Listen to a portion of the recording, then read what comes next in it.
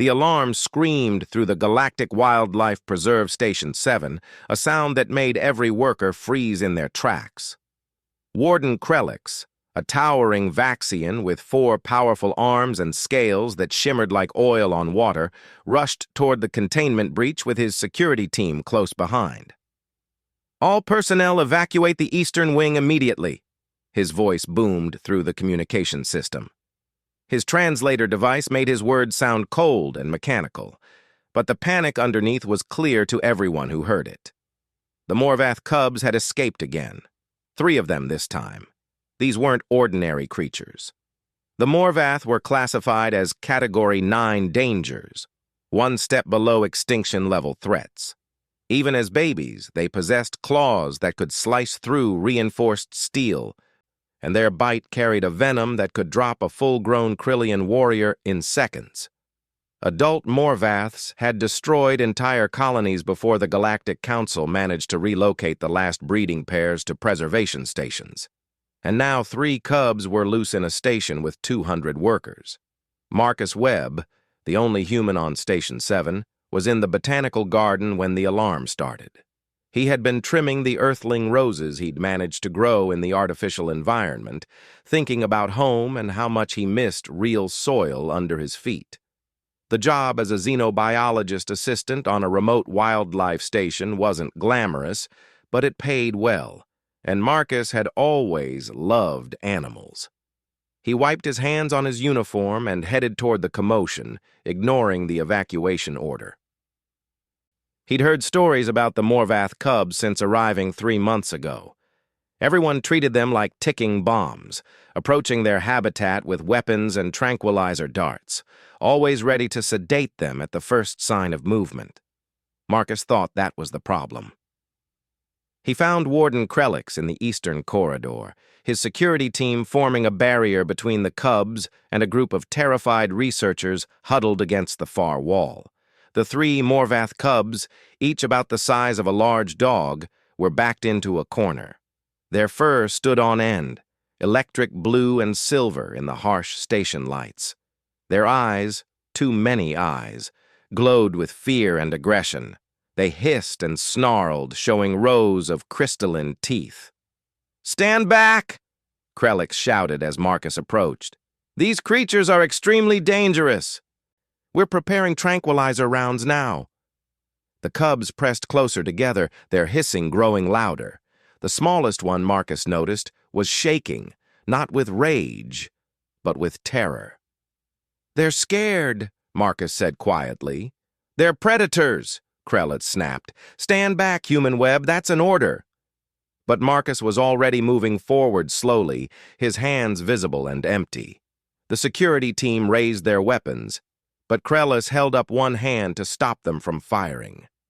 Shooting near a human would cause an intergalactic incident.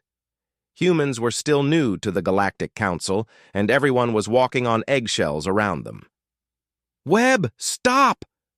Krelix's voice was sharp with genuine fear now. "They will attack you. I cannot protect you if you continue." Marcus ignored him. He'd seen this behavior before. Back on Earth with rescued animals. The aggressive posturing, the defensive formation, the way they kept glancing at the exits. These weren't hunters looking for prey. These were frightened children lost in a strange place, surrounded by creatures that treated them like monsters. He took another step forward. The cubs' hissing intensified, but he noticed something. Their ears, strange, spiral-shaped things on the sides of their heads, were pinned back. Fear, not aggression. "It's okay," Marcus said softly, not using his translator.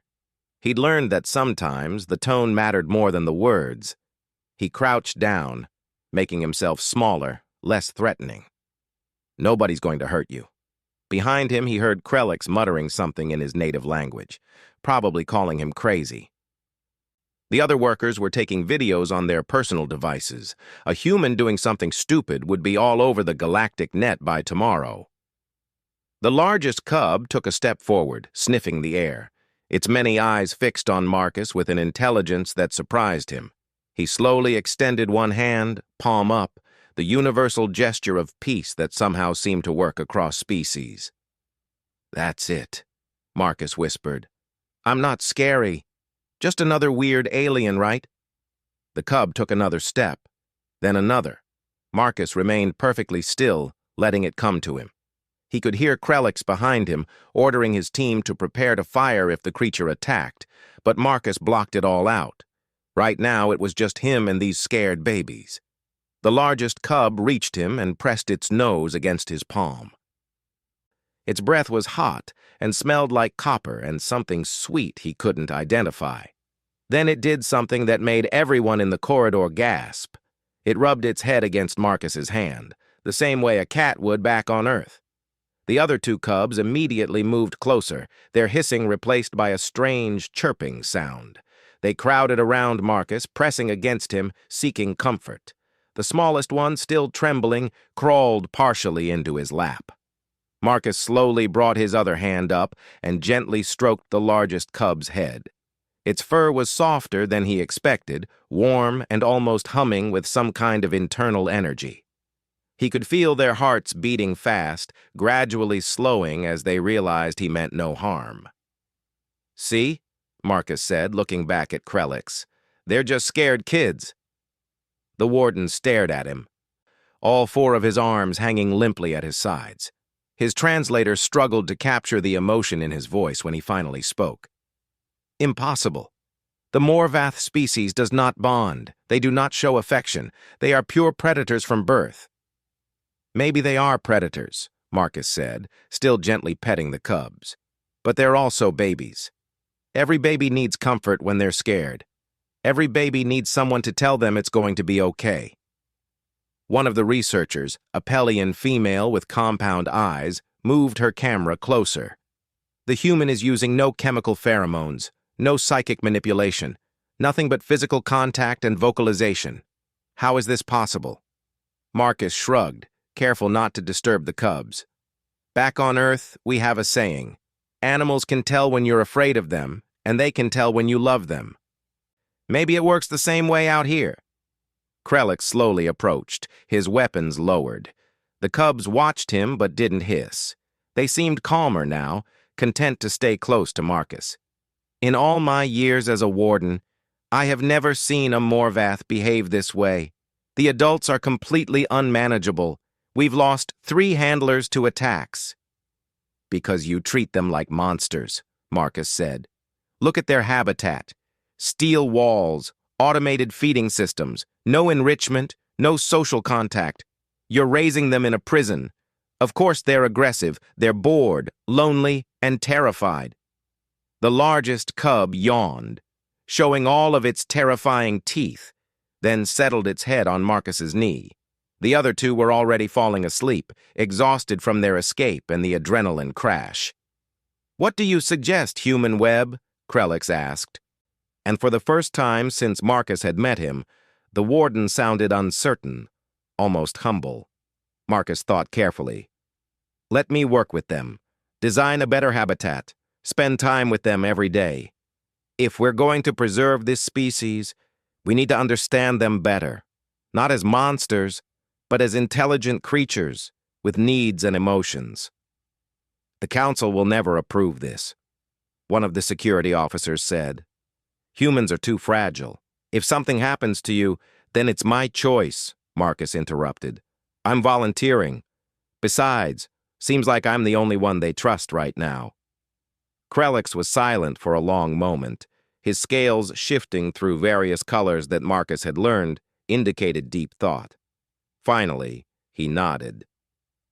"I will submit the proposal, but you will wear full protective gear during interactions. They won't bond with me if I'm wearing armor. Then you will have medical staff on standby at all times." Marcus smiled. "Deal." Later, as they carefully transported the sleeping cubs back to their habitat, with Marcus walking alongside them, the story was already spreading through the station. The human who tamed the untamable. The soft species that somehow connected with the galaxy's most dangerous predators. But Marcus knew the truth was simpler. He hadn't tamed anything. He'd just shown 3 scared children that not everyone in the universe saw them as monsters. He'd given them something every living creature needed, something that apparently was in short supply in the wider galaxy: kindness, patience, and the simple belief that connection was possible, even across the vast distances between species, even when everyone else said it couldn't be done. That, Marcus thought as he watched the cubs curl up together in their enclosure, one of them still clutching a piece of his uniform sleeve, was the most human thing of all.